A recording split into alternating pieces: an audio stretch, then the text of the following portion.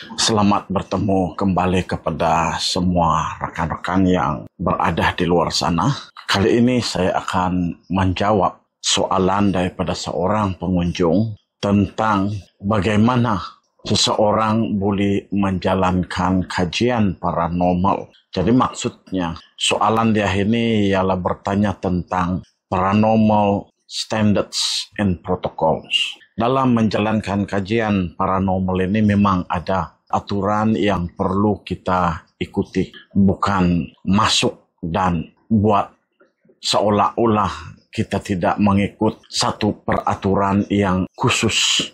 Kajian paranormal ini memang sebenarnya berbeza dengan kajian-kajian ilmiah yang lain. Sebab dalam konteks kajian paranormal ini, yang pertama, apa yang kita kaji adalah sesuatu yang berada di luar logik, di luar kefahaman deria kita. Nah, jadi dalam kajian paranormal ini memang perlu beberapa peralatan saintifik. Ada yang tanya, apa peralatan yang paling sesuai untuk digunakan dalam kajian paranormal? Saya bercakap berasaskan pengalaman. Selama 20 tahun ini, saya telah menghabiskan ribuan, malah puluhan ribu ringgit membeli peralatan ghost hunting. Dan akhirnya saya belajar. Peralatan dalam ghost hunting sangat simple. Anda tidak perlu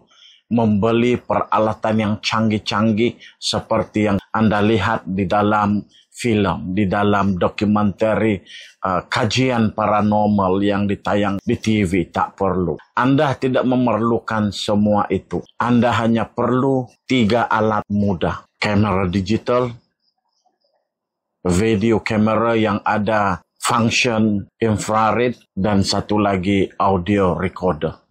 3 perkara yang paling simple. Anda tidak perlu belanja beratus ribu. Sebab peralatan canggih tidak akan beri Anda jaminan berjaya merekam apa-apa di luar sana.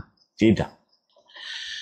Oke, jadi ini adalah beberapa perkara yang Anda perlu ikut sekiranya ingin menjalankan kajian paranormal. Dan standar dan protokol ini adalah standar dan protokol yang saya adaptasi daripada International Ghost Hunters, dan juga saya tambah dari masa ke masa dengan saya punya pengalaman sendiri. Dan standar dan protokol ini dikhususkan untuk mereka yang ingin menjalankan kajian paranormal secara solo.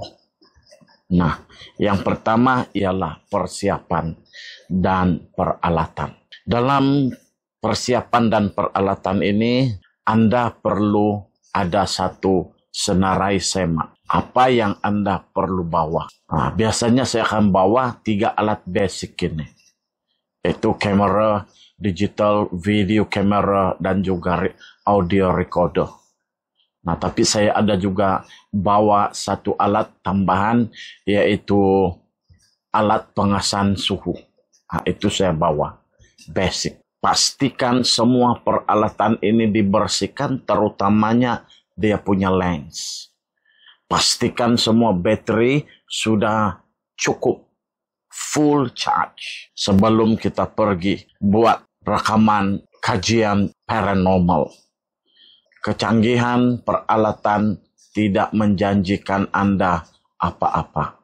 Tiada. Tidak ada jaminan. Kita beralih kepada standar yang kedua, yaitu standar kelakuan penyelidik solo. Nah, di dalam menjalankan penyelidikan secara solo, pertama, sekiranya Anda punya rambut panjang, ikat, dan seeloknya pakai topi.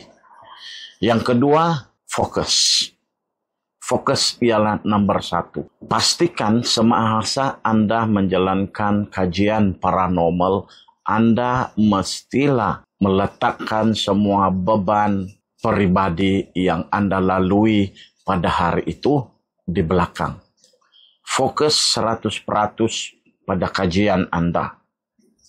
Nah, Dan bila berada di tempat lokasi, Anda harus lakukan satu perkara. Inilah kunci pertama yang akan menjanjikan sama ada Anda berjaya atau tidak merakam apa yang kita anggap sebagai paranormal, yaitu sikap rendah diri. Jadi kita perlu mulakan kita punya kajian dengan kata-kata maafkan saya. Kebiasaannya saya kata maafkan saya Siano bin Siano. Saya datang hari ini untuk menjalankan kajian paranormal, untuk menjadi tetapan kepada orang di luar sana, untuk membolehkan orang lain tahu bahwa dunia roh itu sebenarnya wujud. Saya menjemput siapa-siapa yang ada di sini bersama saya pada malam ini atau siang tersebut. Nah, itu adalah syarat. Anda tidak dibenarkan sama sekali sampai di kawasan kajian menyalak macam anjing, kan? Tunjukkan dirimu, tidak. Kalau Anda lakukan seperti itu, Anda akan balik dengan tangan kosong. Tidak ada yang Anda akan bawa, hanya debu. Baik, satu lagi ialah elakkan buat kenyataan penghakiman negatif terhadap spirit. Jangan sesekali menghakimi. Jangan sesekali menunjukkan kita ini datang untuk berperang. Tidak. Kita datang untuk melaksanakan kajian paranormal. Bukan datang untuk mengusir, bukan datang untuk melaksanakan apa yang selain daripada buat kajian paranormal secara saintifik. Nah, yang seterusnya di lapangan penyiasatan. Ketika berada di lapangan, pertama seperti yang saya kata tadi, tegurlah, beri salam kepada tuan punya kawasan. Jangan kita menunjukkan yang kita ini hebat. Jangan sekali-sekali. Kita datang di situ merendahkan diri. Menyatakan hasrat. Tegur sapa. Macam kita masuk rumah orang. Dari jauh. Halo. Ada sesiapa di dalam. Selamat pagi. Dan sebagainya. Yang kedua. Kita hanya memulakan kajian selepas 10 menit. Kita dalam 10 menit pertama itu kita bagi salam. Kita perkenalkan diri kita dulu. Bagi spirit yang ada di sana mengetahui siapa kita, tujuan kita. Oke, itu. Dan kita berada di satu lokasi itu paling lama 15 menit. Dan kalau tidak ruang itu terhad, maka arah rekaman video itu kita ubah ke arah yang lain. Setiap 15 menit. Dan satu lagi ialah kita perlu mengelakkan buat bising di tempat-tempat semasa buat kajian paranormal. Pertama, mengelakkan kita merekam benda-benda yang tidak perlu. Mengganggu sebenarnya. Yang kedua ialah kita sentiasa menunjukkan hormat. Kalau kita berada di kawasan perkuburan, ya, pertama kita tidak tahu di permukaan perkuburan itu mungkin ada kubur yang sudah tidak bertanda. Kita kena kata maafkan saya sekiranya saya melangkah kubur Anda. Maafkan saya kalau saya terpijak kubur Anda. Dan apabila kita nak melintas pada laluan lain, terpaksa lalu kita minta kebenaran. Seperti kita minta kebenaran orang yang duduk di situ bagi. tumpang lalu. Kan? Bukan hantam saja. Nah, itu ialah standar dan protokol. Nah, sentiasa 100% fokus, 100% ada kita punya kerendahan hati dan hormat. Itulah merupakan antara konsep yang sangat penting sebagai penyelidik dunia paranormal secara solo. Seterusnya, sebelum kita mulakan kajian, perhatikan jenis apa serangga di situ. Yang kebiasaannya nyamuk dengan kupu-kupu, dengan serangga-serangga tertentu. Nah, ini adalah benda-benda basic. Dan perhatikan sama ada kita waktu berjalan ada debu naik atau tidak ada. Pastikan masa itu suasana dia lembab atau tidak. Karena semua ini akan menghasilkan visual yang hampir sama dengan visual paranormal. Nah, jadi saya sudah tunjukkan sebelum ini benda-benda ini. Dan untuk yang menggunakan kamera, terutama yang kamera biasa-biasa ini, seperti handset, jarak dia punya lampu ialah 10 hingga 12 kaki. Jadi ambillah gambar-gambar dalam jarak yang berkenaan. Dan satu lagi, jangan ambil gambar pada benda-benda yang membalikkan cahaya. Ya, banyak permukaan yang licin terutama di kawasan perkuburan. Tapi kalau kita tahu memang di situ ada permukaan licin yang membalikkan cahaya, tidak apalah. Nah, itu yang sebab kita perlu tahu tentang yang ini. Sebaiknya kan, kalau kita mau menjalankan penyelidikan di kawasan-kawasan perkuburan, kita datang pada waktu siang, periksa. Ini sangat penting. Pertama, kita datang untuk bagi tahu. Kita buat temu janji. Sebab kalau kita buat temu janji, 100% saya jamin kita akan dapat merekam sesuatu yang luar biasa. Dan kalau yang standar protokol untuk videografi, seperti saya kata tadi, kalau kita nak buat rekaman dokumentasi, pastikan kita ada 2 kamera. Satu kamera untuk merekam aktiviti paranormal. Satu handheld. Kita untuk waktu bergerak. Kemungkinan kita nak buat rekaman masa kita bergerak. Buat komen sikit. Nah, itu adalah kaedah. Dan seterusnya ialah untuk kamera yang digunakan untuk merekam paranormal, kita coba selepas kita pasang, kita kena beredar sekurang-kurangnya 10 meter. Tapi jangan tinggalkan kamera itu terlalu lama.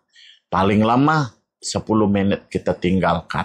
Mengapa kita tinggalkan? Karena kita nak elakkan serangga daripada mendekati kamera. Karena ia akan menyebabkan menghasilkan visual yang luar biasa. Menyebabkan kita kata itu hantu padahal hanyalah penampakan visual yang dijana oleh persekitaran. Oke, standar protokol secara umum ini ialah pertama, ini satu. Yaitu kita sentiasa menyatakan, memberitahu niat kita kepada spirit yang ada di situ dalam interval setiap 15 menit ataupun kita pindah lokasi. Yang itu pertama. Jangan sesekali kita membawa orang yang tidak percaya ataupun orang yang temberang laba. Yang dia kata kalau ada itu, ada hantu di sini saya tampar saja. Nah, jangan. Kalau spirit tidak apa, kita takut yang lain daripada roh manusia. Kalau bertemu dengan apa yang dipanggil sebagai low level spirit atau jin, jangan kata dia yang tampar. Kita takut dia yang ditampar. Jadi jangan sekali buat temberang. Kan? Karena dunia paranormal bukan untuk kita bermegah, menyombong diri, bertemberang. Kalau macam begitulah, sampai bila-bila kamu tidak akan dapat apa-apa dalam rekaman video. Kamu baliklah dengan tangan kosong. Ataupun kamu baliklah bersama dengan roh jahat yang akan membuatkan hidup Anda porak-poranda. Nah, satu lagi peralatan yang tidak dibenarkan, pemujaan. Dalam kajian paranormal secara saintifik, tidak ada mentera yang boleh dibaca. Tidak ada pemujaan, tidak boleh bawa ayam sembeli ambil darah renjis-renjis. No, itu bukan paranormal. Itu bukan kajian saintifik. Itu tidak tahu apa punya jenis kajian. Jangan bagi tahu yang itu kajian saintifik kepada saya. Bagi saya itu bukan. Jangan bawa yang dowsing punya, tunjuk di mana. Sama sekali yang itu tidak diiktiraf di dalam kajian paranormal secara saintifik. Ada juga yang tanya, bila masa yang paling sesuai? Bila masa yang paling sesuai, semua masa adalah sesuai. Tapi kalau waktu terang bulan itu, mengapa sesuai? Karena cerah. Kita nampak. Penglihatan jauh. Tapi sekarang ini lampu suluh pun terang, boleh suluh 20 km kan. Jadi tidak ada masalah. Nah, siapa kawan-kawan yang di luar sana mau menjalankan rekaman paranormal, boleh saja. Ikut apa yang saya sebut tadi. Saya ikut standar dan protokol ini apabila saya menjalankan kajian. Sebab itu saya tidak pulang, orang bilang kampis barait. Kalau dusun bilanglah kampis barait, maksudnya tiada dapat apa-apa, kosong. Datang dengan kosong, balik dengan kosong. Nah, standar dan protokol ini kita perlu buat. Sama ada di tempat itu kita tahu tidak ada penampakan sebelum ini. Ingat, spirit ada di mana-mana. Dalam rumah, di luar rumah, di bilik mandi, semua ada. Nanti saya tunjukkan di dalam rumah macam mana. Saya punya rumah sendiri ada. Jangan bilang indah ada. Ada. Nah, kadang-kadang tanpa kita sadari dia ada duduk bersama kita. Tapi dia tidak mau kita lihat dia. Ada sebab. Oke? Jadi itu sajalah untuk kali ini. Saya harap penerangan saya yang panjang lebar ini sudah bagi kepada Anda yang bertanya satu jawaban yang padat, ringkas. Kalau ada pertanyaan lagi, dipersilahkan. Jadi saya akan jawab juga pada masa akan datang. Terima kasih.